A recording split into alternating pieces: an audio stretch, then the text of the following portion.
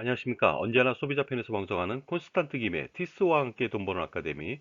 이번 시간에는요, 돈 버는 상속, 기부를 다한다 하더라도 상속세는 피할 수가 없습니다. 따라서 상속세를 내야 되는데요. 왜 그럴까요? 여기에 대해서 알아보도록 하겠습니다.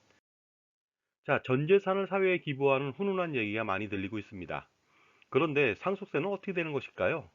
만약에 전 재산을 사회에 기부한다. 그러면 유류분 문제가 발생할 수가 있습니다. 따라서 상속인들의 유류분 청구가 가능하거든요.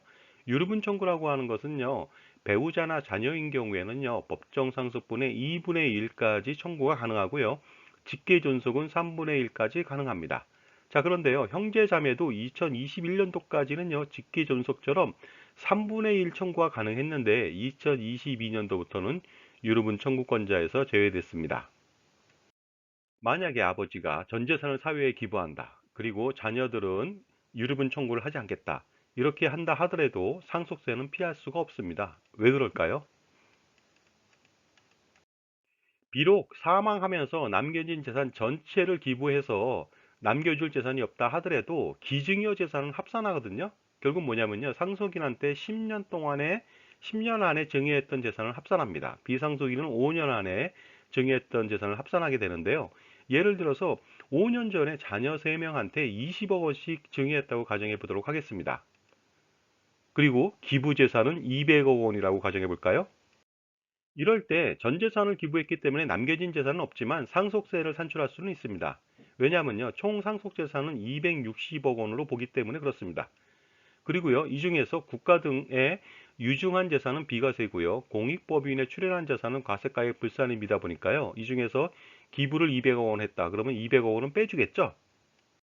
따라서 과세 대상 상속세는요, 총 60억 원이 되겠습니다. 이 중에서 만약에 배우자는 없다면요, 일가공제 5억 원을 할 수 있는데 5억 원 전체를 빼주지 않습니다. 왜냐하면요, 1억 5천만 빼주는데 바로 상속세 공제 한도에 걸렸기 때문에 그렇습니다. 그렇게 된다면요, 상속세의 과세 표준은 58억 5천만 원이 되겠습니다. 그러면 이것은요, 50% 세율에 걸리겠죠? 자, 제 정보가 만족스러우셨다면요, 구독과 좋아요 부탁드리겠습니다. 계속하겠습니다. 자, 그렇다면요. 58억 5천만 원에 대해서 상속세 산출세를 산출해 보도록 하겠습니다. 그러면요. 상속세는 24억 6,500만 원이 나옵니다. 그러나 이미 증여세액 공제를 해줄 수가 있겠죠? 18억 6천만 원이 되겠습니다.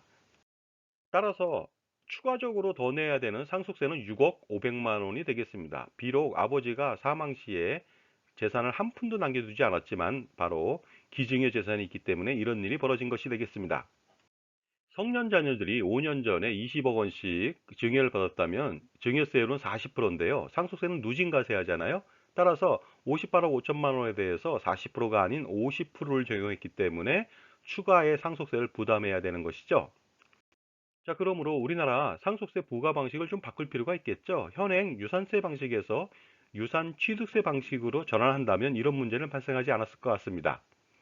자, 지금까지 전 재산을 사회에 기부한다 하더라도 상속세를 피할 수 없는 그런 사례를 알아봤습니다. 감사합니다.